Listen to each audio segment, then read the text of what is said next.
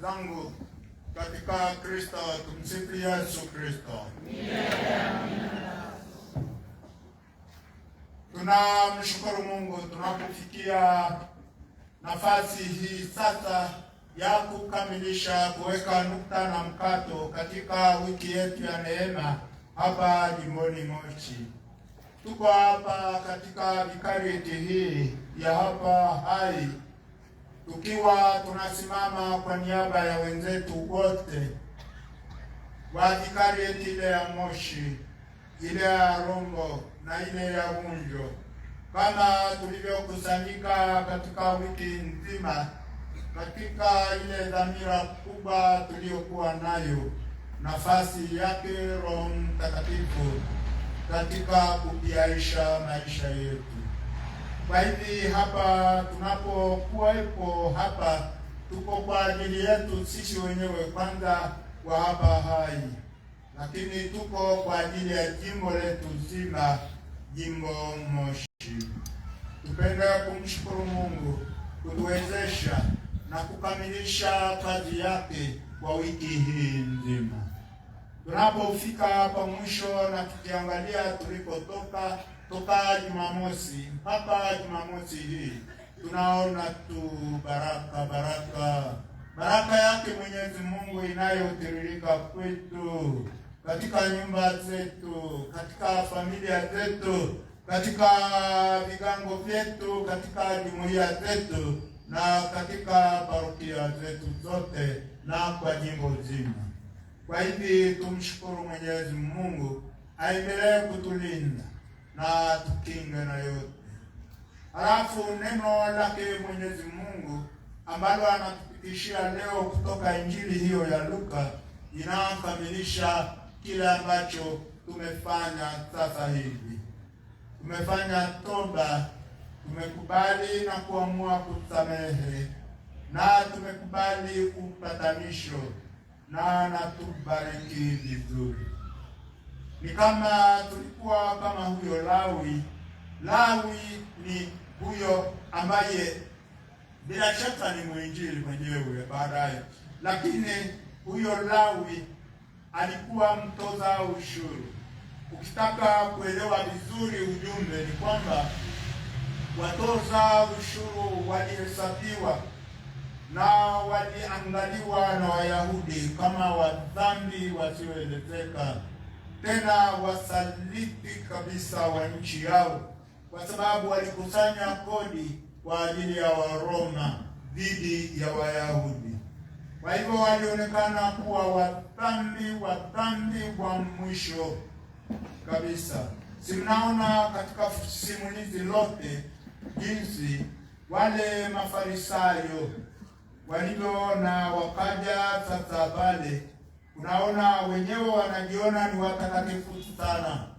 Wakaja badala ya kumuuliza Yesu, kwa nini unafanya hivi? Kwa nini unakula na hao watoza ushuru? Wanauliza wanafunzi, kwa nini mnakula? Yaani ninyi basi wanataka kumwambia Yesu. Na Yesu anajibu vizuri. Kwa kweli asiye mgonjwa anayehitaji tabibu, anayehitaji mganga ni mgonjwa. Anasema sikuja kwa ajili ya watu wenye haki, nimekuja kwa ajili ya wakosefu, ili wapate kutubu na kumrudia Mungu. Mimi naomba tuangalie hivi sisi sote, wala sio wa vikarieti hii tu ya hapa Hai, tuangalie na vikarieti nyingine za jimbo letu. Kwa wiki hii ya neema tumeitwa kama Lawi alivyoitwa. Ametuambia njoo, na moja kwa moja Lawi hakuwa na kitu, aliacha moja kwa moja kila kitu akamfuata Yesu. Na alichofanya lililofuata ni kumwandalia karamu, kama sisi tulivyofanya. Baada ya maungamo yetu leo tumeandaa karamu ya Ekaristi Takatifu, na hapo ndipo tunapokutana sasa wote katika karamu hii. Bwana wetu Yesu Kristo anakula nasi, aliyotuita kutoka kwenye dhambi zetu tukamwelekea. Anashiriki karamu hiyo pamoja nasi. Anasema amekuja kwa ajili hiyo, kwa hivyo tumpokee. Nami ninaona maneno hayo yangetosha kabisa jioni hii, ikiwa ni siku ya Jumamosi na giza linapoelekea, yanatosha tu kwamba wewe na mimi, kila mmoja, Yesu ametuambia kama alipomwambia Lawi, nifuate. Tumfuate Kristo. Tumfuate Kristo maana yake nini? Yaani fikra zetu ziwe zake Yesu Kristo. Anatuambia tuje ili namna yetu ya kufikiri ifanane na yake. Anatuita ili namna yetu ya kujihisi ifanane na yeye. Anasema njoni ili namna yangu ya kusema ifanane na yake. Alafu anatuita ili matendo yetu yafanane na matendo ya Kristo. Na mwisho maisha yetu yote yafanane na yake Yesu Kristo.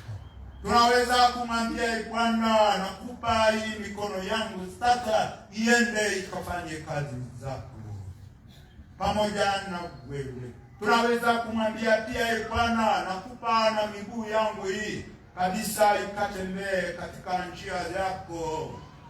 Tunaweza kusema Bwana, nakupa na akili yangu ili wewe ufikiri ndani yangu na kutenda kazi yako ndani yangu, upange mipango yako na kuiratibisha hata kuitathmini ndani yangu. Na zaidi ya yote ninakupa moyo wangu, yaani nafsi yangu yote, ili wewe Yesu Kristo uwapende watu wote ndani yangu. Uwapende watu wote ndani yangu na uwatumikie. Unijalie kuwa mdau hodari katika kanisa jimbo Moshi.